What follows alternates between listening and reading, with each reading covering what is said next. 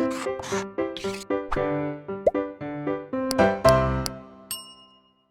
Students, welcome back to blueprint digital. आज की इस वीडियो में हम एंजाइमों की क्रियाविधि यानी कि मैकेनिज्म ऑफ एंजाइम एक्शन या मोड ऑफ एंजाइम एक्शन के बारे में पढ़ेंगे।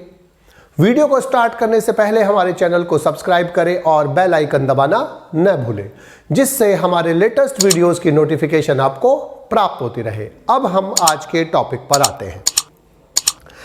एंजाइम्स की क्रियाविधि को समझने के लिए सबसे पहले हमें पता होना चाहिए कि जो एंजाइम्स हैं वो किस प्रकार से क्रियाविधि करते हैं या किस प्रकार से जो जैव रासायनिक क्रियाएं होती हैं उनको उत्प्रेरित करते हैं। सबसे पहले जो एंजाइम होते हैं वो किसी भी जैव रासायनिक क्रिया की जो सक्रियण ऊर्जा होती है यानी कि एक्टिवेशन एनर्जी होती है उसको कम कर देते हैं। जब नॉर्मल सामान्य अवस्था में जो सक्रियण ऊर्जा कम जब नहीं होती है तब जो माध्यम होता है उसमें इतनी ऊर्जा नहीं होती कि वो उस रिएक्शन को कर सके, तो उस समय वो रिएक्शन नहीं होती है। लेकिन एंजाइम्स के आने पर वो एंजाइम उस अभिक्रिया की, उस रिएक्शन की जो एक्टिवेशन एनर्जी है उसको कम कर देता है और जिसके कारण वो एक्टिवेशन एनर्जी कम होने से अब वो रिएक्शन आसानी से हो जाती है। समय समय पर अलग अलग वैज्ञानिकों ने, साइंटिस्ट ने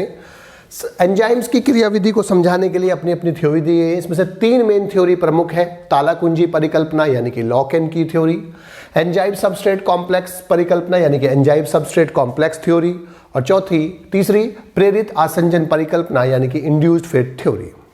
सबसे पहले जो लॉक एंड की थ्योरी है इसको एमिल फिशर ने दिया था और उसके अनुसार कि जो एक्टिव साइट्स होती हैं एंजाइम्स की वो लॉक की तरह काम करती हैं। अर्थात जो उसकी एक्टिव साइट है एमिल फिशर के अनुसार, तो जो एक्टिव साइट है वो लॉक की तरह काम करती है, अर्थात ताला की तरह काम करती है।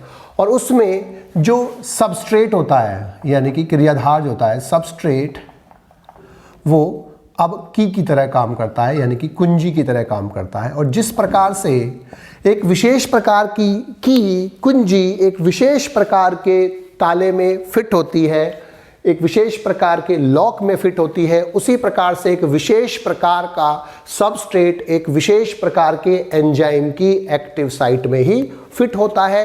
कोई और सबस्ट्रेट उस एंजाइम की एक्टिव साइट में फिट नहीं होता, क्योंकि एमिल फिशर के अनुसार कि एंजाइम्स की जो एक्टिव साइट होती है वो भी विशिष्ट होती है और उस विशिष्ट साइज के लिए, उस विशिष्ट प्रकार की एक्टिव साइट के लिए एक विशिष्ट प्रकार का सबस्ट्रेट होता है, क्रियाधार होता है जो उसी में ही फिट होता है। कोई अन्य जो रिएक्टेंट या सबस्ट्रेट होता है वो उसमें फिट नहीं हो सकता। इसको कॉम्पिटिटिव इनहिबिशन के द्वारा सपोर्ट किया जाता है। दूसरी थ्योरी जो है वो है एंजाइम सबस्ट्रेट कॉम्प्लेक्स थ्योरी। इसको माइकेलिस और मेंटन ने दिया था। मिकेलिस और मेंटन के अनुसार उन्होंने कहा कि जो एंजाइम होता है, E फॉर एंजाइम है और S फॉर सबस्ट्रेट होता है। एंजाइम और सबस्ट्रेट पहले एक दूसरे के साथ मिक्स होते हैं और जैसे ही वो उसके साथ आता है वो बनाता है ESC, एंजाइम सबस्ट्रेट कॉम्प्लेक्स बनाता है। और एंजाइम सबस्ट्रेट कॉम्प्लेक्स चेंज हो जाता है ESP। ESP का मतलब है या EPC का मतलब है एंजाइम प्रोडक्ट कॉम्प्लेक्स, और एंजाइम प्रोडक्ट कॉम्प्लेक्स तुरंत चेंज होता है एंजाइम प्लस प्रोडक्ट यानी कि EP में चेंज होता है। तो E और P दोनों अलग अलग होता है और दोबारा से E यूज हो जाता है। यही प्रोसेस लगातार चलता रहता है। तो माइकेलिस मेंटन ने कहा कि कोई भी एंजाइम सबस्ट्रेट से आकर जुड़ता है, दोनों जुड़कर एंजाइम सबस्ट्रेट कॉम्प्लेक्स बनाते हैं।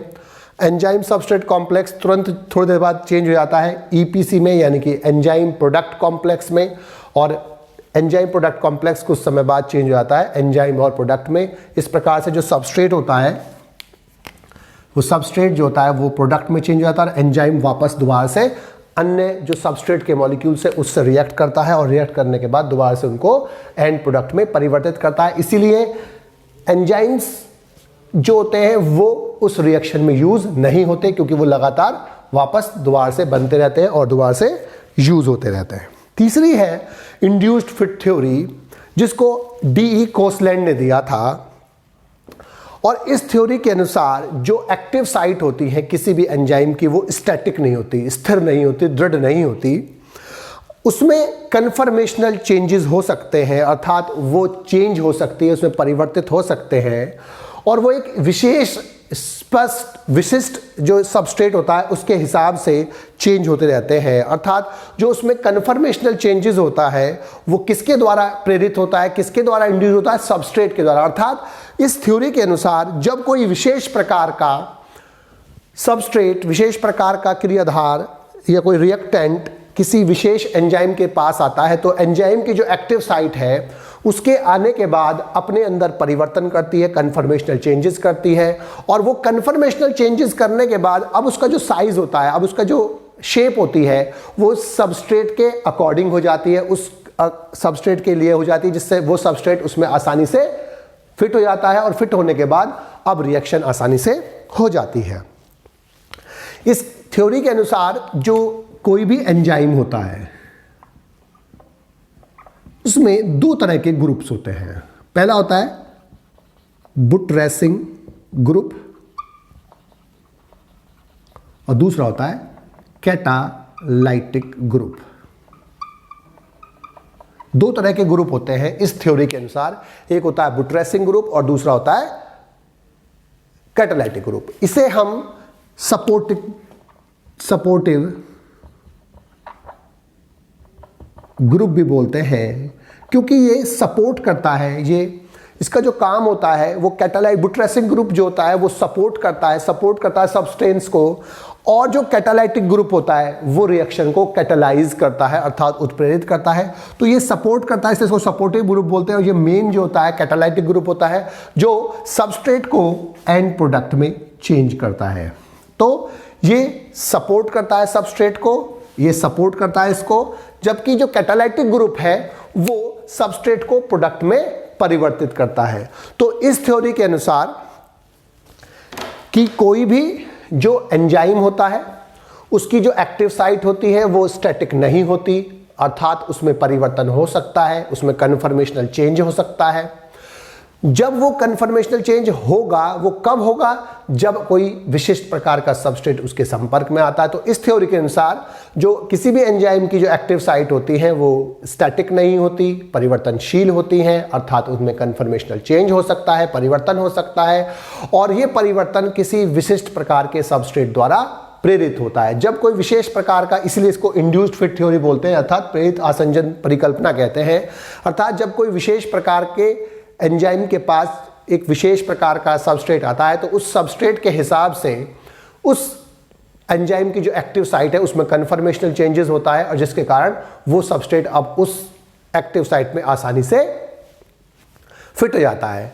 और इस थ्योरी के अनुसार दो तरह के ग्रुप होते हैं एंजाइम्स में, एक बुटरेसिंग ग्रुप और दूसरा कैटालाइटिक ग्रुप। बुटरेसिंग ग्रुप जो होता है सबस्ट्रेट को सपोर्ट करता है, सपोर्टिंग के लिए होता है, जबकि कैटालाइटिक ग्रुप जो होता है उस सबस्ट्रेट को प्रोडक्ट में परिवर्तित कर देता है। बच्चों, आज की इस वीडियो में बस हम इतना ही पढ़ेंगे। हमारी इस वीडियो को आप लाइक करें और अपने दोस्तों के साथ शेयर करें। यदि आपका कोई डाउट है तो आप हमें कमेंट करके बता सकते हैं। इस अध्याय को और अच्छे से पढ़ने और समझने के लिए आप चित्रा प्रकाशन की बुक एक्टिव जीव विज्ञान की सहायता भी ले सकते हैं।